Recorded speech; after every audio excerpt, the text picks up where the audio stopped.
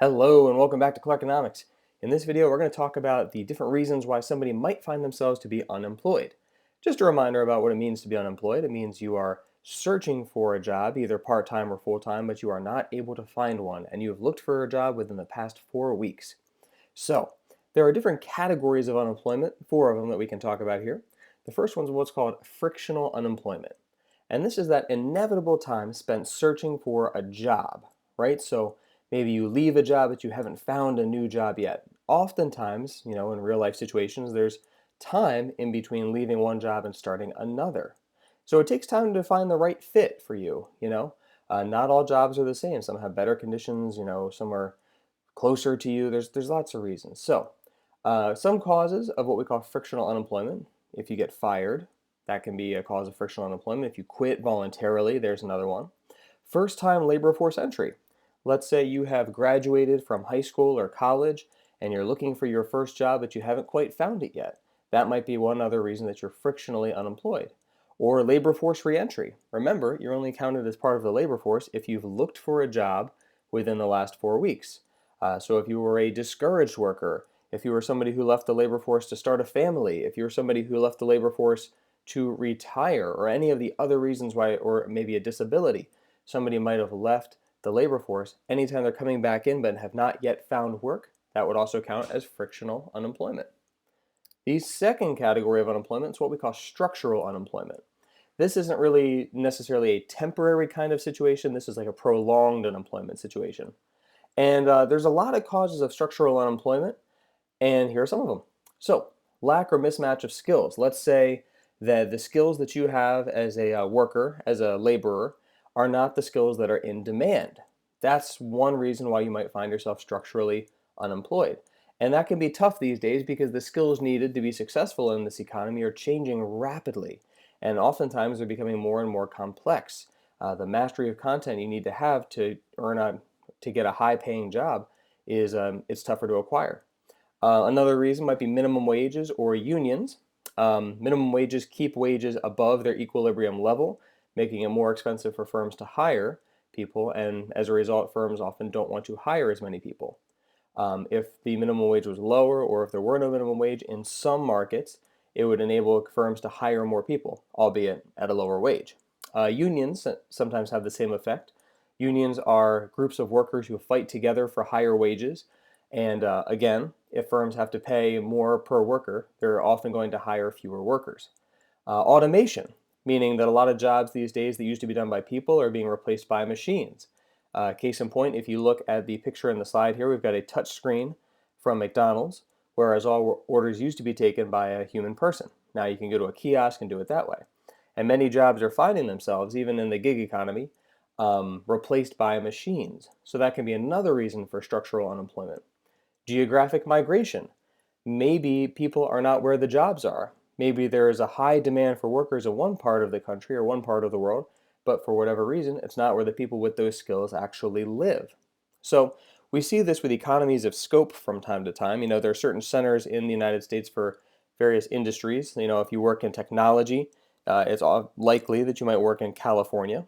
If you work in banking or the credit card industry, you might often work in Delaware. So there are certain skills that are in high demand in different geographic locations. And then finally, consumer tastes, what people want to buy. So, maybe if you worked in a factory that produced something that was really popular for a while, and then that item falls out of favor, they might have to lay you off because, the product that you make isn't popular anymore. It's not selling. They don't really need you to make it. So structural unemployment casts a pretty wide net, covers a lot of different things. The next one is seasonal unemployment. Some jobs you do year-round, other jobs are only needed for certain seasons. So maybe if you work in agriculture, there's a pretty busy season or a couple of busy seasons, and then the winter is a pretty, low-key season. So farm workers, teenagers who work summer jobs. In Delaware, we have a wonderful series of beaches, and a lot of teenagers work at those beaches, but only from the months of pretty much June through August, and then they go back to school. That's seasonal work. Holiday workers, a lot of malls and places like that hire a lot of temporary laborers around the holidays. And then once January or February come around, a lot of those workers are no longer needed. So seasonal unemployment, it does happen. but it's not a major concern when we're looking at employment statistics. And the reason for that is because the Bureau of Labor Statistics, which calculates the unemployment rate and all that stuff, seasonally adjusts these rates, meaning they take into account that some of this unemployment is seasonal. And so instead of seeing like a big spike every, January or every September, they adjust the numbers automatically so it doesn't, really affect the overall rate that much. Finally, and more importantly, we have, here's a word for you, say it with me, cyclical unemployment. Cyclical, not cyclical, cyclical. And these are people who are laid off or who are unemployed because of a bad economy. Later on in this unit, we're going to talk about something called the business cycle. Well, the business cycle has things called recessions, and during recessions, output is falling, which means unemployment is unfortunately rising. So if companies aren't selling as much, then they don't need to produce as much. And if they're not producing as much, they don't need as many workers. And so if the entire economy, not just like one particular job, but the entire economy is experiencing growing rates of unemployment, people who get laid off because of this are what we would call cyclically unemployed. They're unemployed because of changes in the business cycle. All right. So finally, those are the 4 different reasons why somebody might be unemployed. We're going to talk about something called the natural rate of unemployment. And this is actually pretty simple to define, but you have to be careful because some people misunderstand what it is. The natural rate of unemployment is what the unemployment rate would be if there were 0 cyclical unemployment, meaning nobody was laid off because of a bad economy. So there will still be structural unemployment, there will still be frictional unemployment, there will still be seasonal unemployment. But if we have a situation with no cyclical unemployment, this is what we call the natural rate of unemployment, or also sometimes we call this full employment. The best and least confusing way to think of it is like a long-run average rate. So I'll show you a graph on the next slide that'll clarify this a little bit. The natural rate of unemployment, economists debate what it actually is or what the constraints are for it. Some argue that it's typically about 5 to 6% unemployment.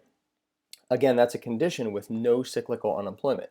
Don't think, though, because some people do this, that full employment means that the unemployment rate is 0% or that every single American has a job. Only people in the labor force even count towards this. And again, the unemployment rate tells us of the people who are searching for a job but don't have, who are searching for a job but don't have one. So take a look at this graph.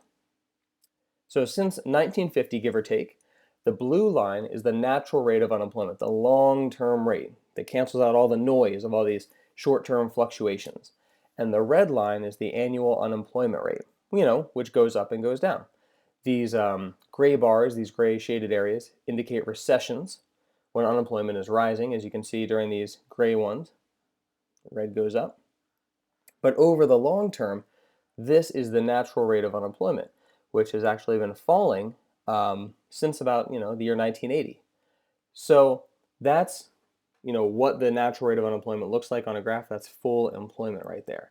And sometimes the actual unemployment rate will be higher, and sometimes the actual unemployment rate will be lower. So that's all. Thank you for watching.